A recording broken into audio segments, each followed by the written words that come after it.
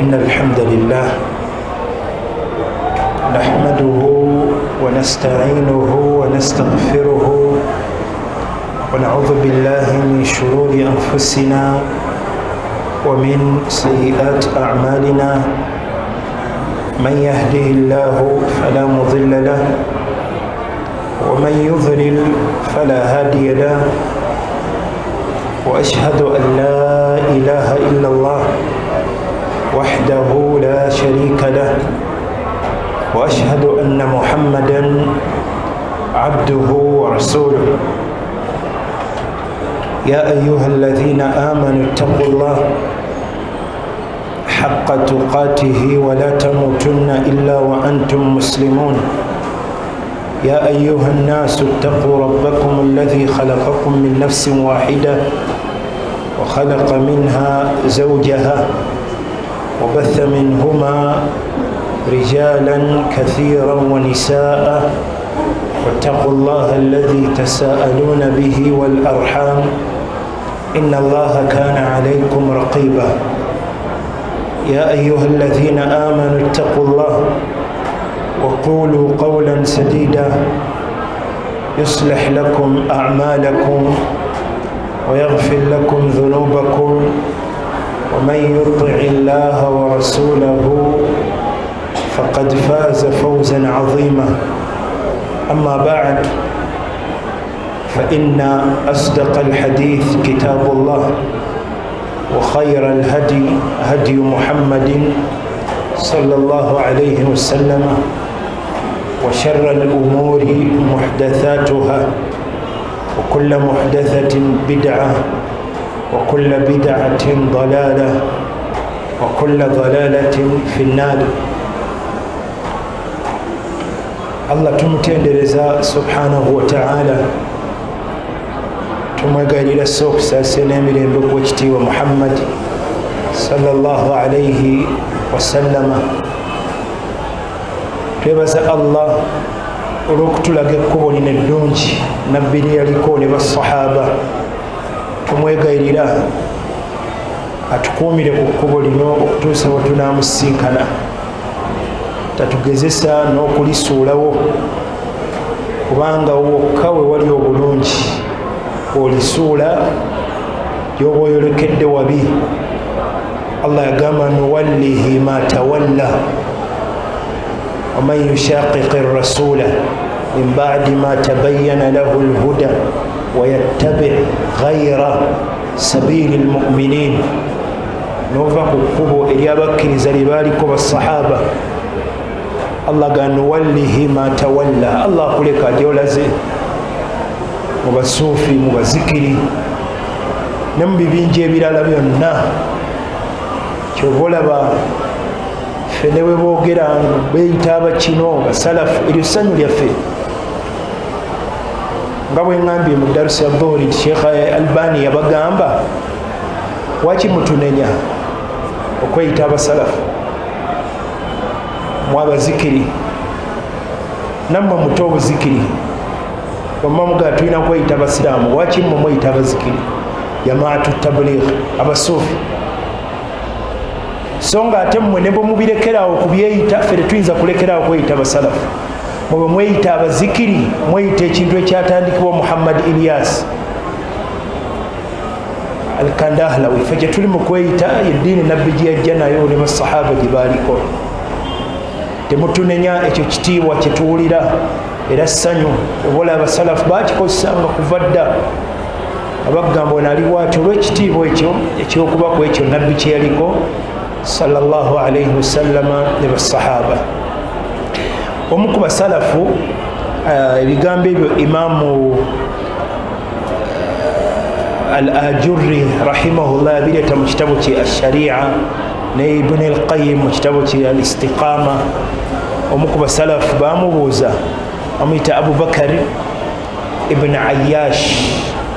Abu Bakar ibn Ayyash baamubuuza, mani sunni ya Aba Bakar, mani sunni, ani omusunni, ani omusalafu, ani ali ku nkola entuufu nabbi gye yaliko, bali ku sunna. Wago gonna mannya gaddayo ku ekyo nabbi kye yaliko. Mani sunni, beba ahli sunna, bebaani? N'agamba alladhi idha dhukirat indahu al-ahwa lam yaghdab li shay'in minha. Eno nno mizaani fenna buli omu addeyo yeepimemu ali atya kuyo. Bw'atyo omu ku basalafu ebigambo ebyo ne Imaamu al-Ajurri rahimahullah yabireeta kimu ku bitabo ebikadde ebyatutuusaako manhaji ey'abasalafu. Baamubuuza omusunni omusalafu yaani, n'abagamba yooyo kasita boogera al-ahwaaz bid'a, bubuze ne bid'a nga tanyiiga. Bwe boogera ku bubuze n'ababuze nga tanyiiga. Webaga nti kino bubuze lino ekkubo nabbi si lye yakwata, ekkubo bakhawariji lye baakwata, abasuufi lye baakwata, abashiya lye baakwata, abazikiri lye baakwata, bubuze nga tanyiiga. Bwe baga nti gundi mubuze taliku ekyo nabbi kye yaliko nga tanyiiga. Bw'olaba ng'onyiiga weekubemu ebituli kyoliko, kubanga lwaki oba onyiiga? Kubanga gwe kyoyagala lyekkubo nabbi lye yaliko lyerikusanyusa. Bwe balikulaga nti kino si kye yakwata, ekkubo lye lye lino, buli bw'oliraba erirye ng'osanyuka. Bwe bakulaga ekkubo eddala ti lino kyamu n'onyiiga, lwaki kyamu? Ng'ate bakulaze nabbi lye yakwata lino teyalikwata. Bwe bakulaga nabbi lye yakwata ne bakwewaza liri lyataakwata n'onyiiga, manya olina ekirwadde. Bwe bakulaga abali ku ekyo nabbi kye yaliko ne bakwewaza bali abaava ku ekyo nabbi wo kye yaliko ne basahaba n'onyiiga. Abubakar ibn Ayyash rahimahullah yagamba manya nti embeera yeewuunyisa, toli ku sunna. Bw'oba ddala oli ku sunna, oli ku salafiya, bwe boogera ku bubuze n'ababuze, lwaki oba onyiiga? Ensonga yo ki? Si ekyo nabbi kye yaliko kyoba oyagala, lyessanyu lyo. Bwe boogera ekyawukana ku ekyo tokyagala era osanyuka nti alhamdulillah, Allah tumwebaza eyatuwa okukwata kino nabbi kye yaliko ne basahaba radiyallahu ta'ala anhum. Bigambo ebyo bituufuko omu ku basalafu oyo Abubakar ibn Ayyash rahimahullahu tabaraka wa ta'ala. Mizaani eddeyo gye tuli ffenna, owulira otya nga boogedde ku bibinja ebyabula, nga bagga nabbi yakola bw'ati? Ebyo si bye yakola, ebyo si busiraamu obwo. Bwe bagga nti okyaliko bubuze, obulunga mbuli wano, owulira otya muli? Ensonga yo ya muntu oyo oba ya mazima gali? Bw'owulira nga boogera ku bubuze n'ababuze onyiiga, weekubemu ebituli, onoonye watuufu olina okudda. Abakkiriza bwe boogera ku sunna, manhaji eyo entuufu, essanyu liba bukaala nga ly'amaanyi ddene. Tuli mu kulaba bid'a, era we tutuuse twagamba omulyango guddako tulaba shubuhaati. Byebimu ku bibuzaabuza. Sheikh Islam Muhammad ibn Abdul Wahhab alina ekitabo kye yatuuma kashfu ashubuhaati. Waliwo ebintu nga bikyankalanya omuntu ku ntegeera, yabadde ku ntegeera entuufu naye nga biyinza okubaako kye bimugiraga. Era Sheikh Sulaiman al-Ruhaili nga nnyonnyola ekitabo kiri kashfu shubuhaati, alina ensonga gye yasooka okutangazaako. Lwaki abasalafu baleeta shubuhaati zino n'okuzijjawo? Kubanga waliwo omuntu abadde ku bulungi, yembeera esooka nga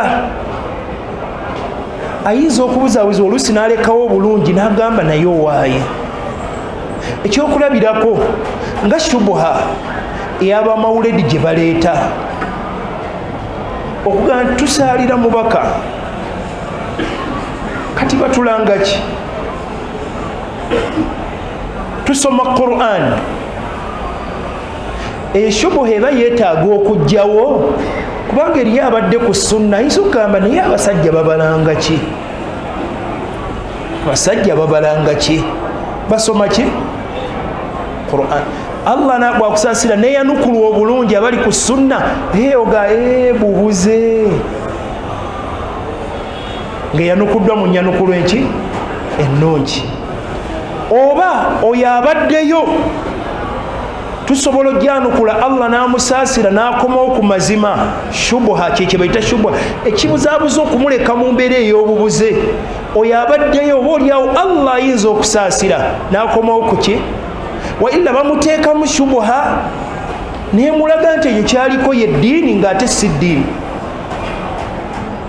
Bw'ayimirira okwogera omusajja ono ayinza n'okwagala bambi okukulukusambwa amaziga ag'amakolimiro ag'obulimba, n'amugamba wamma Haji Sula, kibi ki kye wakoze okuba nti waleese emikeeka abaddu ba Allah kwe baliiridde ne basomerako ne Qur'ani, kaakati kibi ki kye wakoze? Amubuuza nga amulaza abavubuka abo kiki? Kaakati wabeero ne Haji oli, Haji Budale yabawadde ente gye baasaze, naye n'amubuuza, Haji wakoze kibi ki? Abantu bwe babadde balya ku nnyamayo kirimu bubi ki? Omuntu okuba nga osaze ennyama eyo abantu ne balya, n'abawuuta kasupu ne bawuuta. Haji Kyasanku naye abeera wali nga yakoze ku byemmere, awadde obusawo bw'omuceere, naye n'amubuuza, Haji abantu balidde kaceere haramu ki gwokoze Haji? Kati eshubwa ne Haji owapiraawo oyo ow'omuceere naye atunulamu ng'alaba abantu aliisizza abantu bano bonna. Eyakoze ku bya tenti abantu ne nga batudde nga boogera ku mutume bali mu kasiikirize kano, kibi ki kye wakoze? Kati eshubwa atuuka nga abalaga bali mu kukolerera jjana mu kkubo eryo. Bwe yanukulwa obulungi Allah asobola okusaasira abo ne bakola ki? Kati ze shubuhati bwe zirekebwa oluusi ababadde ku bulungi bayinza okgenda nabo ne mubasanga mu masepiki gaki gapiraawo, oluusi bagudde ne mu supu abokyeza. Ate oluusi ne bali abali eri mu bisepiki mu piraawo bayinza olulemerayo nga balowooza kye baliko kirungi. Kati muba mulwana abantu bano abasalafu baleme ggwa eri mu bisepiki ne bali abali mu bisepiki okulwana okulaba nti bakola ki? Bavaayo. Amanyi be bano Allah baatuleetera shubuhati ne bazigira ne bagenda nga baanukula. Kati ng'ebyowulidde bwe bityo bye baleeta ebiyigira omuntu ne bimulaganga atuddeawo kwoledi ng'alaba ali ku ddiini era ng'alaba bw'avaawo akolerera jjana, byetaaga okwanukulwa ku ntegeera abasalafu gye baaliko. Ze bayita shubuhati. Zitaasa bano ababadde tebannagendayo ne bamanya obulungamu we buli nti kye boogera si ddiini. Ne bali ababaddeyo oba olyawo bwe baaniriza ilmu n'emitima emirungi bajja ne bakomawo eri amaki? Amazima. Nga bw'olaba ekyafa eky'omu ku abo eyali yagezesebwa nga yagwamu ekimbe eky'Abakhawarij, Yazid al-Faqir, yali mu bantu beeyo mu Iraq, era yavaayo nga baagala bajja ayitireko e Makka bamale bagende bongere okufuluma ebikola ebibakola ebikyafu, kwetulisa n'ebirala. Hadisi erimu Muslim eyatabi'i oyo omulungi ayitibwa Yazid al-Faqir. Allah yamusaasira ne be yali nabo okujjako waliwo omusajja omu eyalemerayo, naye babajja ne bayita e Madina. Bayita e Madina ku mpaji muzikiti gwa Nabbi. Darusi yali egenda mu maaso ey'omu ku basahaba abanene Jabir ibn Abdillah, sahabi wa Nabbi ow'ekitiibwa, ng'ali mu kusomesa kigenda okugira nga ensonga zennyini zaaliko ali mu kulungamya shubuhaati. Ayogera ku bajahannamiyin Bakhawariji be baakaafuwaza ne balaba nti omuntu akozesa taliva mulyo, nga gwe musomo gwennyini Jabir gwaliko. N'asembera n'atandika okumukasukira ebigambo ng'amulaga nti byasomesa si bwe bikola ki? Si bwe kiri. N'amubuuza ebibuuzo, n'amuleetera ne aya kullama aradu an yakhruju minha uidu fiha, ne bwe baliyagala okuva Allah nga eyo aya gy'alinayo. Naye nga Jabiri n'amwewuunya ng'alinga amugamba gw'onsomesa sunna yazijja ku Nabbi Jabiri. Era eyo nsobi nnene ey'abazuuzi mu ddiini mu kuwakanya ilmu n'amazima. Era ne mu kiri ekyafu ekya Abdullah bin Mas'ud ensobi eyo mweri. Abdullah bin Mas'ud sahabi y'omu ku banene mu basahaba yajja gye bali mu muzikiti Hila n'abagamba kye muliko kiki? Ne bamugamba ya Aba Abdirrahman ma aradna illa khaira, tetwagadde okujjako kirungi. Balinga abategeeza nti bali mu kusomesa Abdullah bin Mas'ud ebirungi. Oli irimu yagijja ku Nabbi bo abaakajja juzi wano abatalina bukugu mu ilmu basomesani Abdullah bin Mas'ud. Abdullah bin Mas'ud tamanyi nti okutuula mu muzikiti bulungi, akimanyi naye kyavumirira mu kitegedde entendereza eyo. Kati ekyo nakyo nsobi ey'abantu, era ne wano weerimu mu ba actually obalaba nnyo okwagala mbu okuwabula baseeka abamu be batuuka nogga twetaagawo n'akakiiko kasomese baseeka bano. Oyo eyasoma nga ne mumuga jjo tusomeremu al-Fatiha tasobola gisoma, yayagala oteekawo akakiiko ebbanguliro liba maseeka bano ndabanga esomesa gye basomesezaamu engeri gye bagiramu ebya sunna, twetaaga tubasomese engeri gye balina okukola ki. Abo balina bajjajjaabwe kwe bajja enkola eyo, temulowooza nti bavuddeyo kati kubalaba ku TikTok ani nti bakajja, nedda. Abdullah baseeka yabakusomesa sunna manhaji entuufu, mbugwe ovuddeyo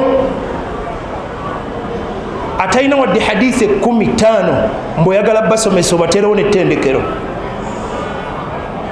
Kati sema nabo bano bateekawo basomese Abdullah bin Mas'ud.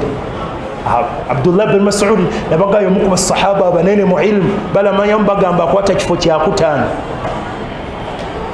kyava bagamba wa kam min muridin lil khairi lan yusibahu, hadithi ibn Sunan ad-Darimi.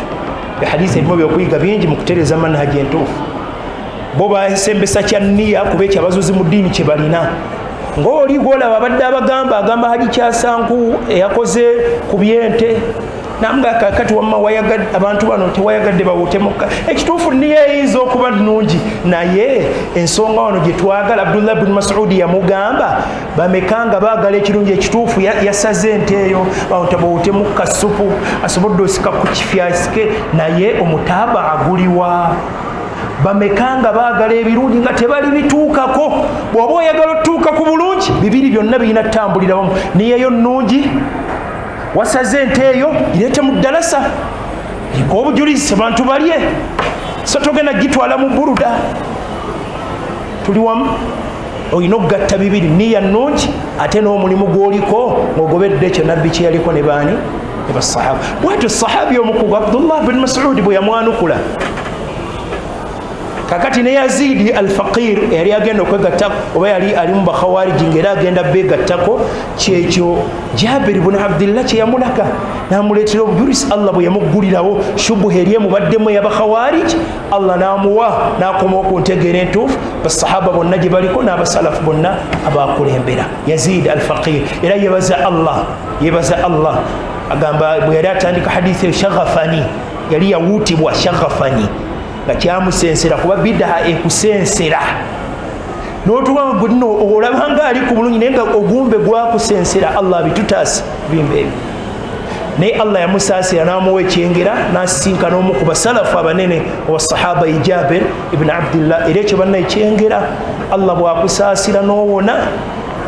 Abamu kwabo abazuzi mu ddiini n'osanga omuntu ali ku bulungi, ali ku salafiya, ali ku ekyo nabbi kye yaliko, wallahi ekyo kyengera obyengera Allah byaba akuwadde owekitiibwa. Kubanga manya abo abazuzi mu ddiini okubalinaana babba mitima. Wakiriko ogenda mu by'okusuubula n'olinaana ababbi ababba obusawo, osobola okumala n'otetenkanya, newe babba omutima gwo ne guvunda ne gugenda mu bidaa ne shubuhaati, wallahi oba owedde okugwa mu bibinja ebyokugenda mu muliro. Wakiriko olinaana ababbi ababba obusawo n'ababba ki obusente, osobola otetenkanya ne bakusanga ozizaawo otetenkanyiza nozzawo kabisa, naye bwe babba omutima gwo. Abazuzi mu ddiini bannabidaa, bannamawulidi, bannamigugu, bannaburuda, bannamakumyana, bannamaddagamboko, abo babba mitima, omutima ne gugendera ddala nga gwolaba okola ddiini. Abo babi nnyo nnyo, abo bwe babi nnyo okusinga n'ababbi bano bakifeesi, abo abakuba obutayimbwa, bano be babasinga okuba ababi. abo basobola bana abobutemba basobola bani wakiri omukono ne gugira ne baddamu ne baguyunga tugenda okulangudda ne bano basobola okugira omutima n'ogendera ddala paka bwogwa mugunnya ogwo gwa bid'a nabbi gwe yatugamba ogwa jahannam wa kullu bid'atin dalala wa kullu dalalatin fi nnar.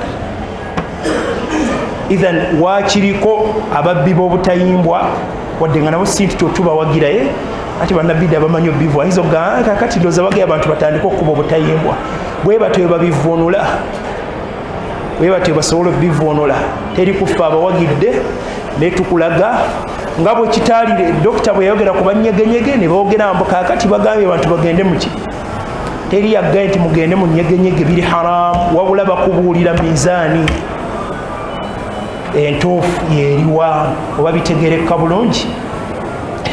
Idhan abo babi nnyo ababbi b'emitima ne bagisuulamu ebikyafu ebyonoona eddiini yaffe babi nnyo okusinga bali ababbi b'obusawo n'obusente bw'abantu wadde nga bonna baki bonna babi. Idhan shubuhaati ezo bweiso bwe zirina okuba bwe ziba tezaanukuddwa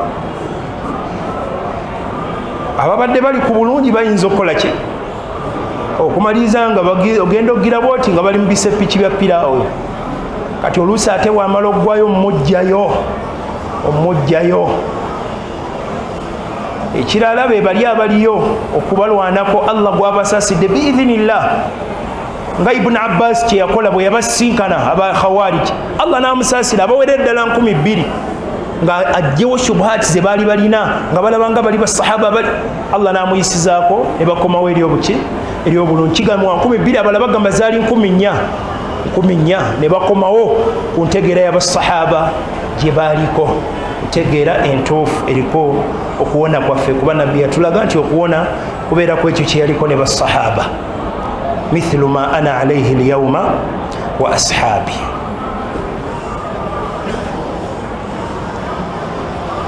Kati shubuhaati zino ze tugenda okwogerako ekisooka ekituufu waliwo bambi abazirimu bidda ezo ng'emitima gyabwe sinti mivundu mibi la nga bw'owulidde haaji oli eyaleese emikeeka oba oli ow'ente bangi osanga omutima gwe sinti ayagala ddiini egwe la osanga omutima gwe alinga bano bwe baayogera twagadde buki naye oluusi bambi bano be bamuteekamu shubuhaati ze bamuteekamu n'okumulaga nti abavubuka baveeko tojja basobola abakozi ba Amerika tojja basobola tebaagala mutume tojja basobola tebaagala la ilaha illallah babimuteekamu oluusi ne bimubeeramu nga niye ennungi ayagala eddiini naye nga bamuteekamu ebyetaaga okumugjamu akomewo ku buki naye oba omuteeka omulala nga gwo gubimanyi nti bibi naye nga emitima gyavunda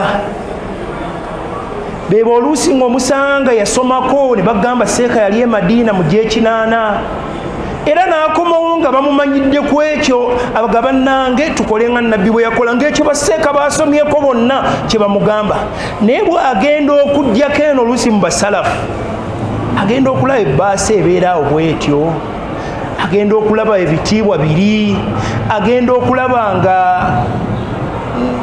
mikolo gino egibeerako nnyo okumugira ate bw'agenda eri agiragiramu bw'atyo nga seeka bamuwa akamotoka seeka tatambuza bigere agenda okugira bw'ati seeka akyuse kakanzu aga waayi siifa enjala tulikola tawuba nga tunaatera okufa agira bw'atyo ogenda omulaba ogumbe nabbinkirira ddala nga bagamba oyo seeka yali musalafu nga naye nga bagga beebo bebabava egy'ensanvu eyo e Madiina era yali ng'amazima agamanyi era abamu ayinza n'okukugamba omulize balina gaseeka abantu bano bakuyiiya tebavaamu ssente bwogiragiri kati beetaaga obbayiiya bigagga ebyo ebyo oluusi byagala nnyo ebyedduwa wamugaa tulina edduwa bweti akukyazaako mu maka amafuta kaakati embeera eyo ng'omutima gwavunda olw'ebyo ng'amazima muli agamanyi naye nti ekyo kyaliko kikyamu si eddiini nabbi gye yaliko nga bw'ombuuza nti ezo engoye ez'oyambadde ogoberera ekyo nabbi kye yaliko oba lye lyekkuba ettuufu nga tasobola kiga nti lyettuufu. Kirevu bagamba kyaliko yakijjako nga bw'omuzza ebbali sheekhe waffe ayasoma ebitabo ebingi seeko wairimu ekituufu okujjako ekirevu yenkola nabbi gye yaliko nga tasobola kugamba wabula ebigo bijja kudda eno manyi temunnagaziwa muyirimu eddiini eno muyinza obutagisobola ajja kuzza bw'atyo kati abo gye bali kati nga tetufuddeeyo emitima gino egyavunda negiri emitima emirungi ffe ensonga gye tugenda okuzzaako wano kwanukula bye baleeta ebyenjawulo na buti abasalafu bwe babyanukula biidhini subhanahu wataala kubanga ate Allah yatuyamba obimu ku birungi amanyi bye bakuwanako Allah n'atugeera embeera ezimu ne zijja nga abasalafu baaliwo abanene ne tulaba bwe badiiringa nazo. Ekyo kikulu nti ebimu ku byo nga bwolebwa enkuledde bakhawariji n'enkola zaabwe n'ebibaleeta shubuhati ze baleeta akati wantulira kabiiki tusaalira nabbi byaliwo nga abasalafu abanene basahaba we bali ne babyanukula kati ennyanukula gye bakozesa n'endiiringa gye badiiringa nabyo nkulu abasalafu abanene nabbi be yatulaga. Ekirungi nti bingi shubuhati ezigenda zireetebwa zonna osanga abasalafu abanene bajja bazikola ki bajja bazanukula walillahi alhamdu. Darussa eddako kitegeeza tuyingire mu shubuha esooka insha allahu tabaraka wataala. Kamalize ne fatwa eno ya sheekhe omu ku basheekhe abanene yakafa emyaka ng'ena emabegaawo ku bidaa gye twakoonako wano y'omu ku basajja abadde abasalafu abanene ku mulembe gwaffe guno era nga umma yonna emwebuuzaako yafiira ku myaka 9 sheekhe Saleh al-Luhaydani rahimahullahu tabaraka wa taala yafa 2022 ye myaka nga emeka naam mwenda giwera myaka nga enaye 2022 we yafiira. Era sheekhe yanakuwala nnyo sheekhe waffe mufti kuba y'omu ku basajja abanene be yali abeera nabaawo Sheikh Saleh Al-Fawzan hafidhahu llahu tabaraka wa taala ne umma yonna yalina kuyamanyi kuba omusajja y'omu ku basalafu abanene ne mu kulungamya abavubuka ku manhaji entuufu nabbi gye yaliko ne basahaba rahimahu llahu tabaraka wa taala. Ayitibwa Sheikh Saleh ibn Muhammad Al-Luhaydani rahimahu llahu tabaraka wa taala yafiira ku myaka 9. Bakuba nti abazuzi mu ddiini ne bosanga abasajja bakulu bagamba eddiini y'abavubuka ne bawulira nga baseeka Fawzani bwe tuleeta bagamba abavubuka ne babuuza nti Sheikh Fawzani akyali muvubuka buli gwe balaba ali ku bulungi bwagira nga bagamba abavubuka baki tumanyi oba bano oba bakikwata bukwasi nti balina kukakkanyiza mu mbeera eyo. Aliwo ne sheekhe Igondi yayogera ngaawo n'avumirira ku bye baliko sekankata naye era ng'owulya bagamba baki abavubuka bali ku mawuledi gaffe abo. Sheekhe baamubuuza Sheikh Saleh Al-Luhaydani rahimahullahu tabaraka wa taala yali amaze okusomesa salamatul manhaj dalilul falah yedarusi yali mu Riyadh mu kibuga Riyadh ng'asomesezza omusomo ogugamba bannaayo okubeera ku manhaji abasalafu gye baaliko lyekkubo ly'okuwona dalilul falah bwe bujud oyagala ekkubo ly'okuwona kwata abasalafu kye baaliko. Kati bwe yamala sheekhe ne bamubuuza hal min manhaji ahli sunna wal jamaa fi tahdhir min ahli albid'a wad-dalal dhikr mahasin almubtadi'a wathana'u alayhim.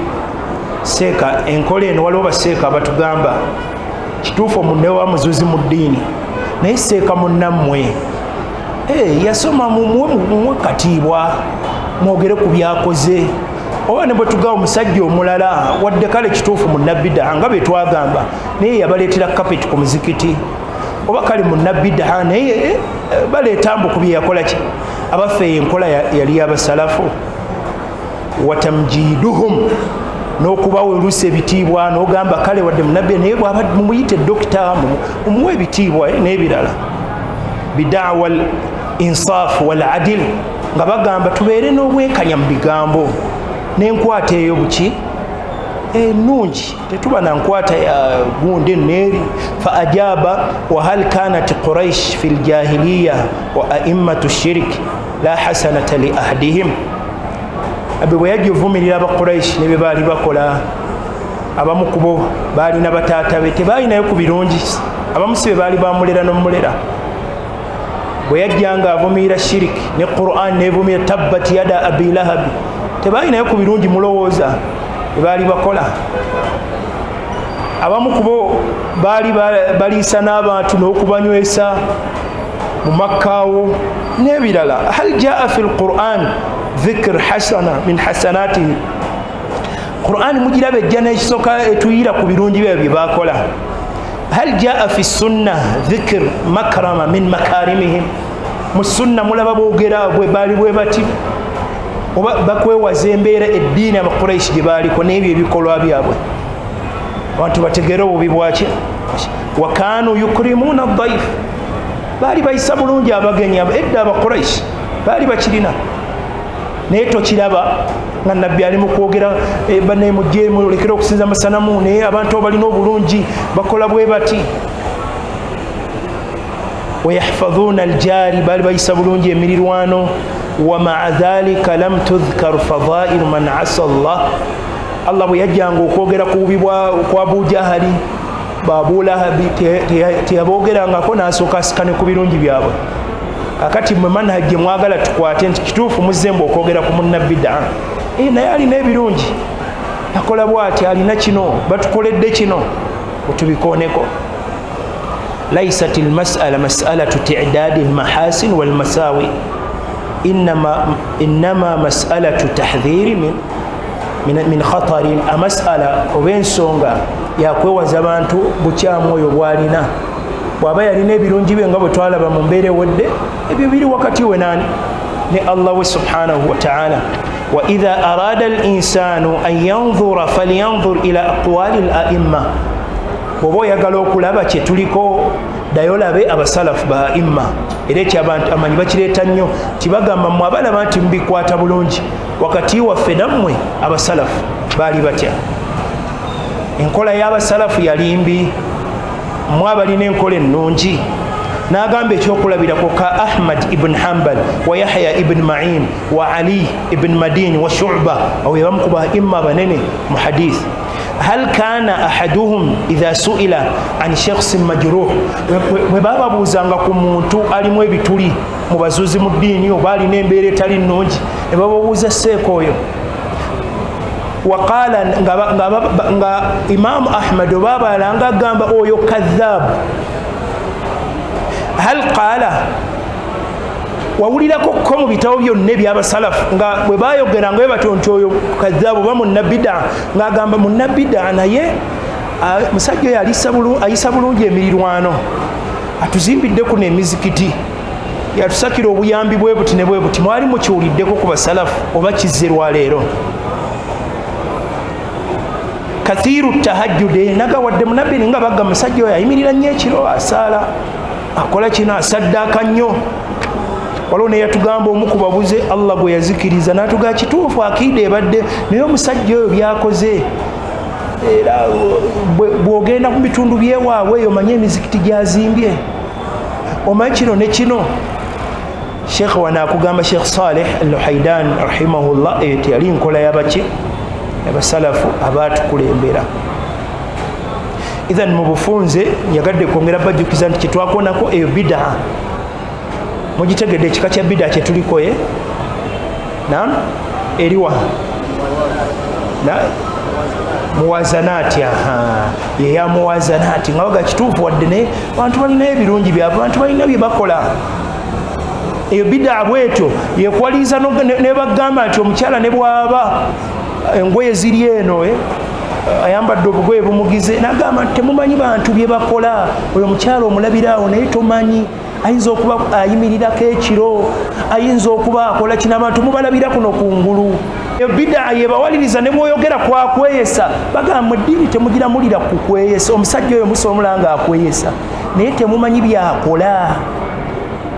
Asobola abantu baliisa nga gwe tosobola bakola ki, akola ki, basobola okugirayo awo mbu muyinza okuba ebitumbira mwirano ku kirevu n'eddiini temulowooza nti kiki kakati ekirevu kikyoyagala otutegeeza ekirevu tekiri mu ddiini kikyoyagala otutegeeza kikyotegeeza ku mukyalo ono ayambadde obwo jilbaabu si bya mu ddiini kikyotegeeza olwa bidaa egyo tuleetedde ebidaa bagireeta oluusi olwogera ku mbeera y'abantu nga baagala mbu okugira abantu balina ebirungi byabwe muyinza okwerabawo nga mulowooza mmwe ab'eddiini naye abantu nejjana basobola okusooka ogiyingira muyinza okweraba nga mmwe abejjana oyo gwolaba asobola omulaba asima n'agaviiri agali bwe gati bwe baba boogedde obanga ku bayimbi ayinza okuba abantu mubalabiraawo naye tomanyi byakola eyo gy'otali eyo bida obubuze bulina kuddizibwayo